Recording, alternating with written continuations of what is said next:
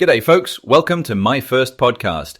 I'm Michael, beaming in from Sydney, though my trusty trail bike's probably louder than me right now. And sitting across is the fabulous teacher Mary. How are you going, Mary? Hey Michael, I'm wonderful, thanks. And hello to all our listeners. Today we're talking about AI, or artificial intelligence. It's popping up everywhere these days, right? From online shopping to the songs you hear on your phone, AI is becoming a part of pretty much everything we do. Sometimes when we don't even realize it. Absolutely. Even in the supermarket. Down here in Sydney, I was at Woolies last week and noticed their self-checkouts are now using this super smart system. They predict what I might want to buy before I've even grabbed it. You ever see that, Mary? It's a bit spooky, honestly. They probably know I'm running low on Tim Tams before I do. Yeah, and it's not just groceries. I had a student tell me Spotify started building playlists for her Monday mood before she'd even had coffee. So it's like, wake up, here's your soundtrack for feeling tired but hopeful. Honestly, I wish I had an AI that could just decide what I'm going to teach every Monday morning. Well, you say that now, but let me tell you, sometimes these bots get too clever by half. The other week, I was ordering cereal online using this shiny new chatbot, right? Next thing I know, 3 boxes turn up at my door. I didn't mean to order 3. Bloody thing thought I was trying to stock up for a flood. My wife was like, "Are we opening a breakfast buffet here or what?" Oh, Michael, that is so classic. You know, sometimes these helpful tools just throw us for a loop, don't they? I mean, it's useful, but it gets a little too personal sometimes. I wonder how much, these tools are really thinking about us or just crunching numbers behind the scenes. So let's actually peek behind the curtain, Wizard of Oz style. How does this brain work? Okay, here's my very academic explanation, using, of course, Friends. Remember the episode where Joey tries to speak French? He keeps repeating random sounds, but it never quite makes sense. That's like an algorithm learning. At first, it mimics, but it doesn't really get it. AI, like ChatGPT or those image generators, learns by chewing on giant amounts of data, like reading all the scripts of Friends and then guessing the next line Chandler might say. Yeah, and it's all about patterns, right? These big language models look for stuff that usually comes together, like predicting pivot in a sentence whenever someone's moving a couch. But, and this is where it gets messy, they still mess up proper Aussie slang. Sometimes I'll type, "No worries, mate," and it'll spit out something like, "I have zero anxieties, friend." Not quite the spirit. That's a great point. AI sometimes gets it hilariously wrong. I always bring up Microsoft's Tay chatbot, if you remember.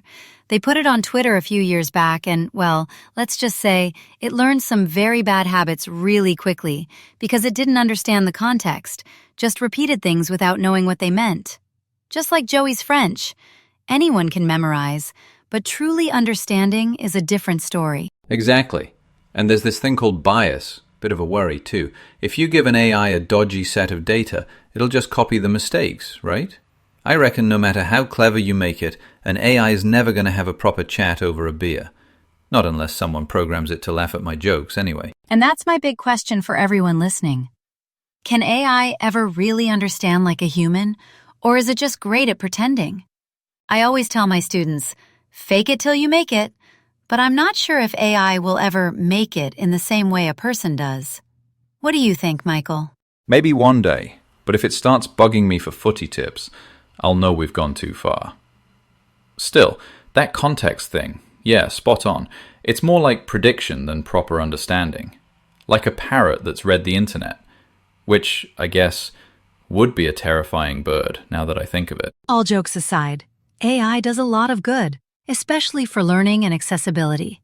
In some Australian classrooms, I heard teachers use AI to help kids read or translate lessons on the fly. It's a big deal for students who need extra support or for newcomers learning English. And I know New York startups, hey, shout out to my home city, are using AI to speed up medical research or help people with disabilities use tech more independently. So I really think, when used wisely, these tools open doors. Yeah, Mary. And on a Sunday in the shed, when you're sifting through rusty bolts for hours, the thought of an AI that could sort them for you, now that sounds brilliant. But it's not all sunshine. The other day, I almost lost my script. This AI auto-edit popped up, thought it was being helpful, started fixing what I wrote. But get this, it had no clue what fair dinkum meant. Just deleted whole lines thinking they were typos. Lucky I caught it. Otherwise, this whole episode would have sounded like Queen's Bohemian Rhapsody. Lots of words, but no sense. That's hilarious and a little bit scary. It's just like when artists or writers push back against AI-made content, right? People worry, will my work be copied? Will anyone know if something's real or just computer-generated? There are big debates now about data privacy, too. Is our info really safe with all these smart systems? Yeah, there's a risk there. Misinformation, lost jobs, you name it. Feels like we're all learning as we go. I mean, I stuff things up with new tech all the time, but I guess the main thing is not letting the machines run the barbecue, if you know what I mean. Got to keep a human in the loop. I love that, Michael. Just like in Friends, remember? We were on a break. Sometimes we need to pause and check if we're heading in the right direction with tech. For listeners, stay curious, ask questions, and don't be afraid to make mistakes as you learn, whether with AI or English. Each day, a little better, right? Spot on, Mary. Well, that's a wrap for today's chat about AI weaving into our lives. Not always smooth, but definitely never dull. See you next time, and Mary, thanks for the laughs and the wisdom. Always a pleasure, Michael. And thanks to everyone for listening. Remember, don't give up on your learning. We'll be back next time, so stay inspired and keep practicing. Bye, Michael. Catch you later, Mary. Bye, everyone.